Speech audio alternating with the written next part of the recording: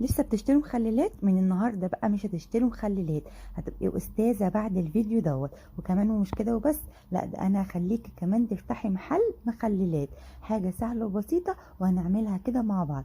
لو لسه ما اشتركتيش في قناتي يا ريت تشتركي في القناه عشان تشوفي معايا كل جديد، واعملي لي لايك كبير عشان تدعموني. سمي الله. اول حاجه كده هنعملها مع بعض، هنعمل الخيار المخلل. انا جبته غسلته كويس وقطعته زي ما انتم شايفين، وضفت عليه ميه مغليه. ليه اسماء بتعملي ميه مغليه؟ لان مجرد ما الميه المغليه ديت هتبرد الخيار خلاص هيبقى مخلل معانا. ضفت عليه معلقتين كبار من الملح ومعلقه صغيره من السكر، وهضيف معلقه صغيره من الكركم. السكر ما بيبانش خالص لكن بيدينا قرمشه كده حلوه قوي للخيار. وهضيف عليه معلقه كركم، وهضيف عليه معلقه صغيره من الثوم، ونص كوبايه من الخل. اقلب كده كله مع بعضه وهيبقى كده خلاص جاهز معايا. هرمي كده عليه قرنين فلفل حراقين وهسيبه بقى كده متغطي. مجرد ما الميه تبرد هيبقى خلاص جاهز معايا. يعني اول ما الميه تبرد خلاص كده هتلاقي اللون اتغير معايا، وهتلاقيه ان هو استوى. ده الخيار السريع. هنعمل مع بعض ايه تاني؟ هنعمل مع بعض الفلفل الرومي. لو اول مره كده تعملي الفلفل الرومي، لا جربيه، حقيقي طعمه حلو قوي. كمان للناس اللي ما بتحبش الحاجات الحراقه او المخللات الحراقه، طعم الفلفل الرومي طعمه حلو قوي، ما بياخدش كمان معانا يوم، وكمان بيبقى خلاص اتخلل. هجيب كده برطمان وهبدا اضيف فيه برضو كده الفلفل بتاعي، حوالي برضو كيلو كده من الفلفل.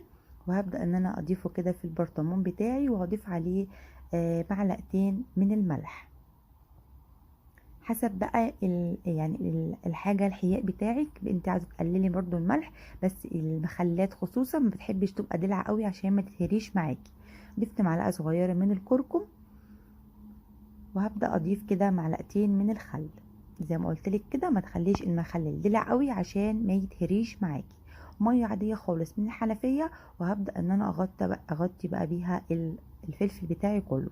ده معلقه بقى دقه انا عاملاها كده للمخللات، او ما عندكيش الدقه ديت تضيفي معلقه فلفل كده مطحون عليه عشان بس يدينا كده لون حلو، وكمان بيدينا طعم حلو قوي. تغطي بقى البرطمان وبنركنه كده يعني يوم. كده خلاص الفلفل والخيار اتخللوا معانا.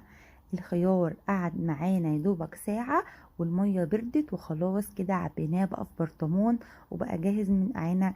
ممكن تحفظيه في التلاجة يعني من اسبوعين واكتر، كمان من اسبوعين هتحتفظي بيه بقى في التلاجة، ما تسيبوش يعني بره عشان ما يريمش معاكي من فوق كده ويعمل ريم. فاحنا بنحتفظ بيه كده في طبق او في برطمان، بنحتفظ بيه في التلاجة. بيبقى لونه كده بقى الكركم مديلي كمان لون حلو قوي، وبيديه قرمشه حلوه قوي وطعمه جميل. حاجه سهله وسريعه. لو عاوزين كمان الخيار اللي هو السليم، انا هعمل معاكم فيديوهات برضو تاني للمخلات، جميع المخللات هنعملها مع بعض واحده واحده. لو لسه ما تابعتنيش يا ريت تتابعيني وتعملي لي اشتراك متابعه عشان خاطر تشوفي معايا كل حاجه حلوه وكل حاجه جديده. ده كمان الفلفل انا عملته زي ما قلت لك كده، يعني قعد معايا يومين بالظبط، وبقى باللون الجميل دوت. لونه كده برضو حلو قوي. بصي قرن الفلفل معايا عمره ما يطرى، عمره ما يبقى مهري ولا اي حاجة، بالطريقة اللي قلت لكم عليها ديت. اعمليه بقى كده واحتفظي بيه في التلاجة، هيقعد معاكي يعني اسبوعين وزيادة. انتظروني بقى الفيديوهات الجاية، هعمل معاكم الليمون المسلوق يعني بقى بكل اسراره، احسن من بتاع المحلات ب100 مرة. هنعمله مع بعض وانتظروني، هعمل معاكم ايه كمان مفاجآت جاية في كل الفيديوهات بتاعتي اللي جاية.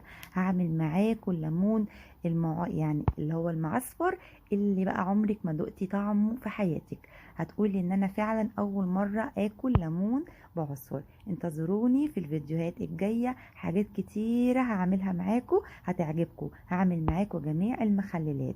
لو لسه بقى ما عملتليش لايك، اعملي لي بقى لايك عشان الفيديو يوصل لاكبر عدد ممكن، ويبقى كده القناة تنجح وتكبر بيكم معاكم ان شاء الله. ويا ريت لو لسه ما اشتركتيش تشتركي في القناة عشان تشوفي معايا كل جديد. انتظروني.